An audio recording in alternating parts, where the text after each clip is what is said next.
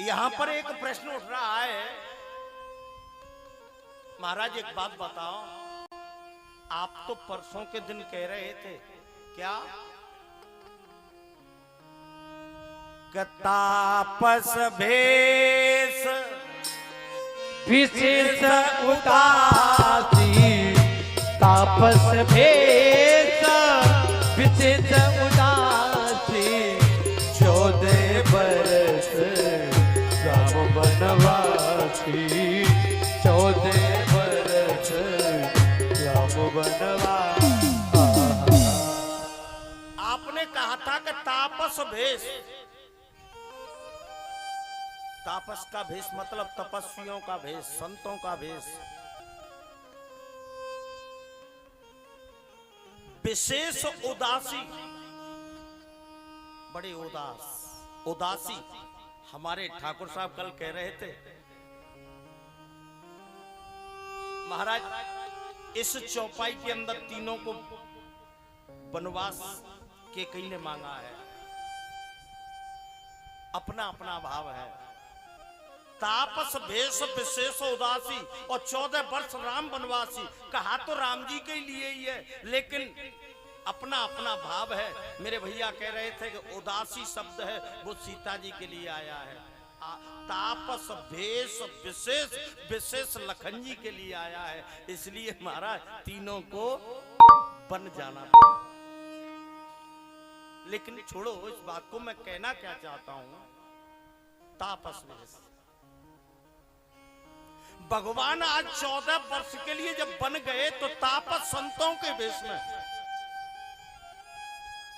संत का वेश बना करके मैया जानकी तपस्वनी का रूप धारण करके। अब भैया एक बात बताओ, जैसे भीख के लिए भेष धारण करना पड़ता है, तो संत को भी अपना भेष धारण करना पड़ेगा। अगर संत आपके सामने 10 किलो सोना पहन करके और ऐसी गाड़ी में बैठ करके चौराहे पे खड़ा होकर कटोरा लेकर भीख मांगे तो कोई भीख देगा? नहीं देगा। तो कहने का मतलब ये है कि जब तपस्वियों के वेश में मैया जानकी जब वन में गई तो मैया जानकी जी के पास में वो मुद्री, वो अंगूठी कहां से आई है? भैया रामायण शतकोटि अपारा, जाने कितने रामायण, लेकिन जहां तक मैंने विद्वानों के मुख से सुना है,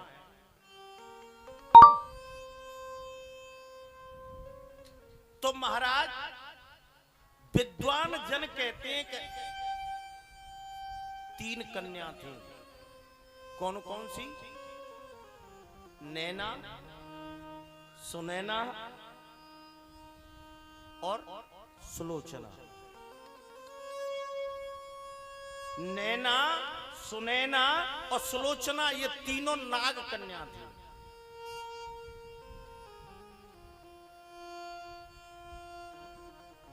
इन्होंने अपनी अपनी बेटियों को दहेज में जो आभूषण दिए थे ना,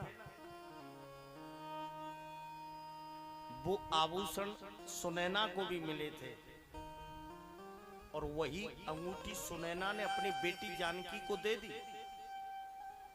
और उसी जानकी, उसी अंगूठी को पहन करके मैया जानकी वन में जा रही थी, और उसी अंगूठी को उतार करके मेरे राघवेंद्र सरकार को मैया जानकी जी ने दिया है। सियही अपिय की जानने हारी, मन मुदरी मन मुदित उतारी। आज भगवान राम ने जैसे ही केवट की तरफ अंगूठी की, केवट हाथ जोड़ करके खड़ा हो गया, कहने लगा प्रभु नाई से न नाई लेत, धोबी से न धोबी लेत,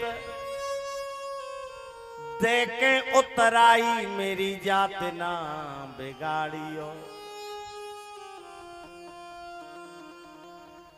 तुम आए मेरे घाट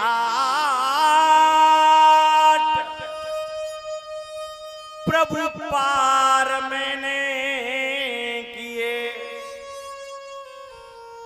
और मैं आऊं तुम्हारे घाट तो पार मोए उतारियो।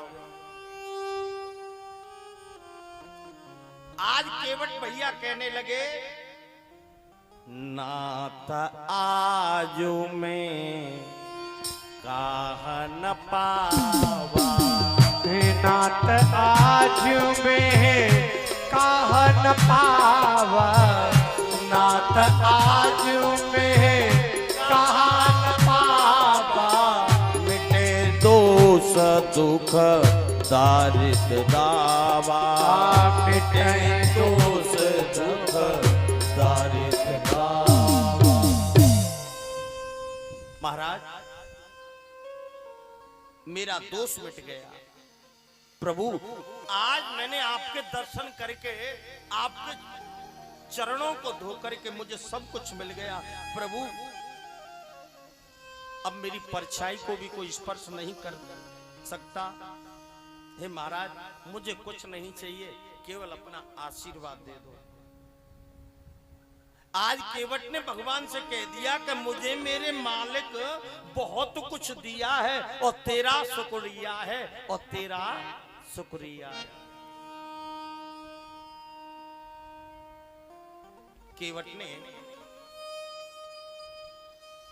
हाथ जोड़ करके कहा कि फिरती बार मुझ जो कछु देवा,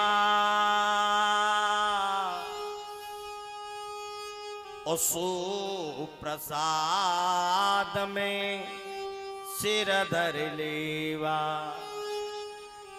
हे महाराज अब मुझे कुछ नहीं चाहिए, केवल अपना आशीर्वाद दे करके। हे महाराज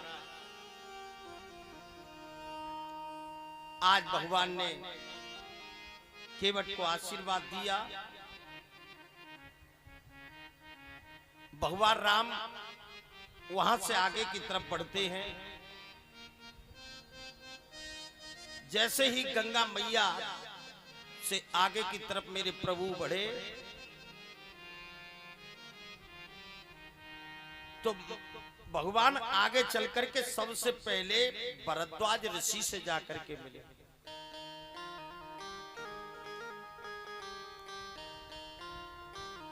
और भरद्वाज ऋषि से मिलकर के भगवान आगे की तरफ बढ़े। और जैसे ही भरद्वाज जी से मिलकर के भगवान आगे की तरफ बढ़े, भगवान वाल्मीकि जी के यहां पहुंच गए।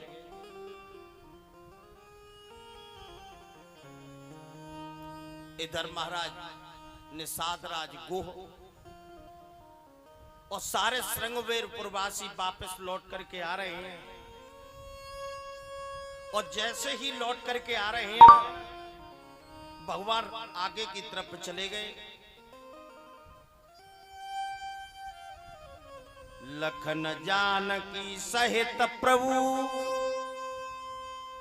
राजर रुचित रुचिरन के, सो हम धन मुनि भेष जनो रति रजुराज समेत।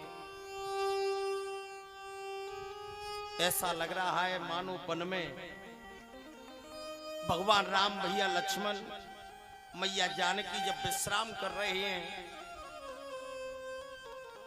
तो इस जंगल के अंदर, इस वन के अंदर काम देव अपनी अर्धांगिनी के साथ बसंत ऋतु के साथ में जंगल में विश्राम कर रहे हैं।